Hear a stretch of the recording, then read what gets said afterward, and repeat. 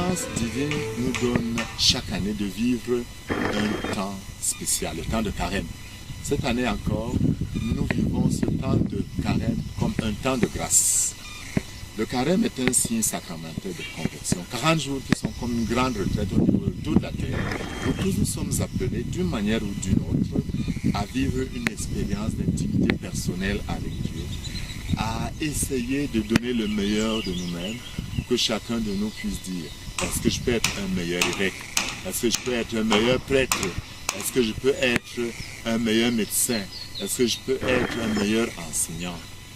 Et entrons donc dans ce temps de carême avec ces quelques 15 idées que j'aimerais vous proposer. Première idée, le mercredi des cendres, 14 février, à tout faire pour recevoir les cendres. C'est la Saint-Valentin. Mais nous allons choisir comme notre meilleur Valentin le Seigneur et nous appliquer à faire ce qu'il veut. Deuxième chose, deuxième idée, traverser le désert. Il faut, comme nous le dit Matthieu chapitre 4, verset 1 à 2, disons, alors Jésus fut amené au désert par l'Esprit pour être tenté par le diable. Il jeûna durant 40 jours et 40 nuits. Le désert représente un temps propice de prière, de remise en cause pour un nouveau départ. Le pape Benoît XVI disait, dans ce désert en tant que croyants, nous avons certainement l'opportunité de faire une expérience profonde de Dieu qui fortifie notre esprit, confirme notre foi, nourrit notre espérance, anime notre charité. On peut être au désert, dans son bureau, dans sa cuisine, au marché. Chacun de nous peut créer ce désert pendant ces 40 jours. Troisième chose, faire pénitence. Faire pénitence, c'est implorer le pardon de Dieu et chercher à tout prix à réparer les fautes commises. C'est le signe de celui qui veut se convertir, changer de vie, se réconcilier avec Dieu, avec les autres et avec soi-même. C'est ça le sens profond de la pénitence. L'autre chose qui est aussi très importante, et c'est le quatrième signe, c'est prier. Nous prions déjà. Le temps de carême doit être pour nous un temps propice pour prier davantage et mieux prier. Cinquième idée, s'abstenir et jeûner.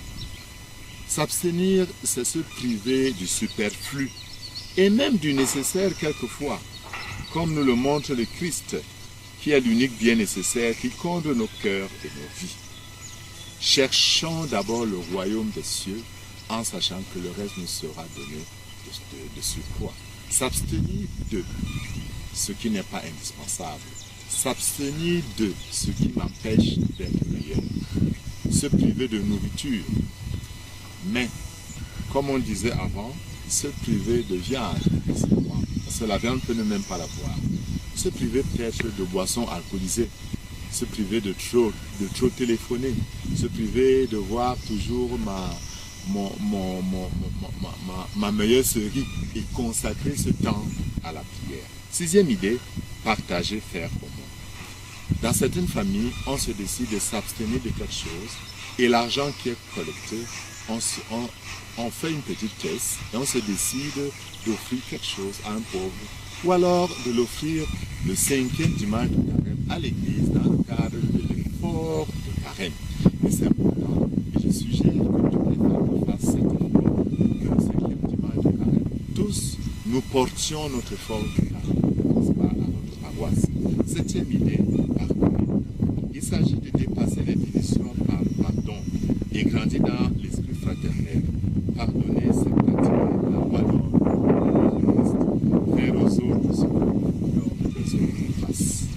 Le pardon, ce n'est pas un sentiment simple, c'est vrai, mais c'est un acte concret émanant de notre volonté de remettre la tête, de laisser passer, de faire, si possible, le premier pas de ces gestes. Huitième idée, se nourrir de la parole de Dieu.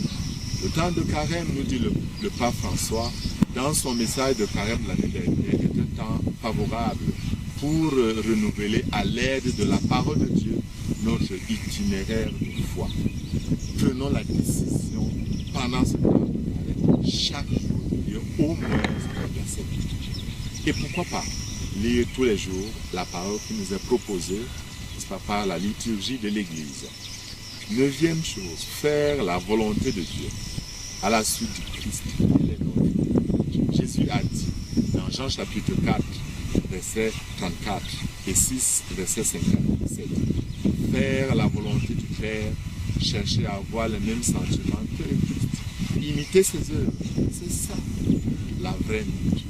Ma nourriture, c'est de faire la volonté de mon Père. Alors, essayons de nous poser cette question. Seigneur, que veux-tu que je fasse? Seigneur, quelle est ta volonté?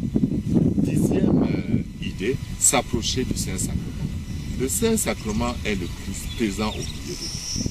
Pourquoi ne pas prendre au moins une fois par semaine un jour d'adoration? Et surtout, je voudrais appeler vivement à ce que nous puissions adhérer pour le carême de cette année à l'invitation du Saint-Père à participer à ce qu'il a appelé 24 heures pour le Seigneur.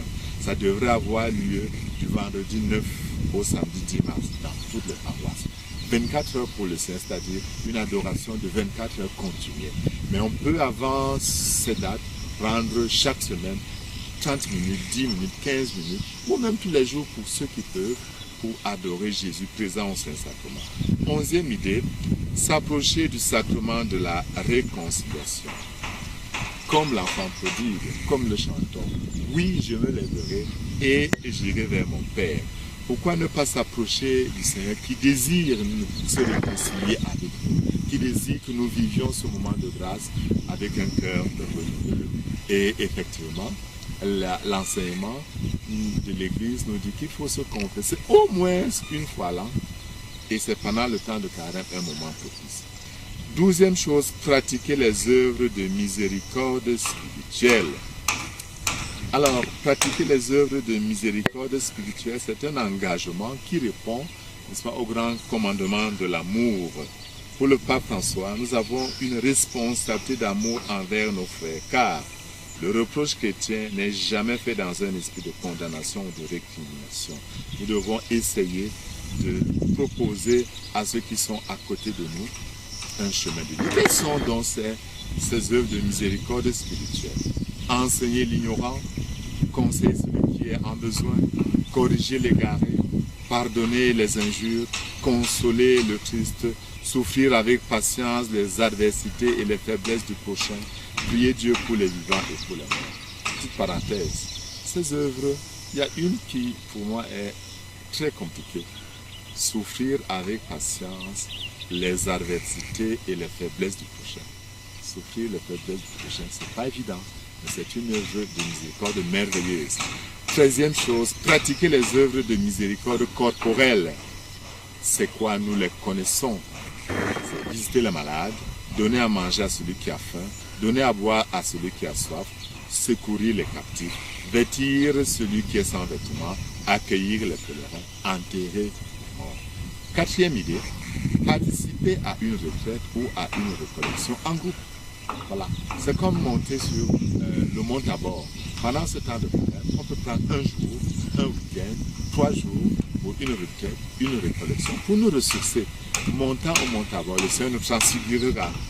15e et dernière idée, apprendre à faire silence. Oui, Dieu nous parle, mais pour qu'il nous parle, pour que nous entendions sa voix, il est indispensable que nous apprenions à faire silence. Pourquoi ne pas essayer de faire silence pendant ce temps de carême? Merci, chers amis. Et puis ce temps de carême soit être pour nous un moment propice, un moment merveilleux de rencontre. Que Dieu vous bénisse.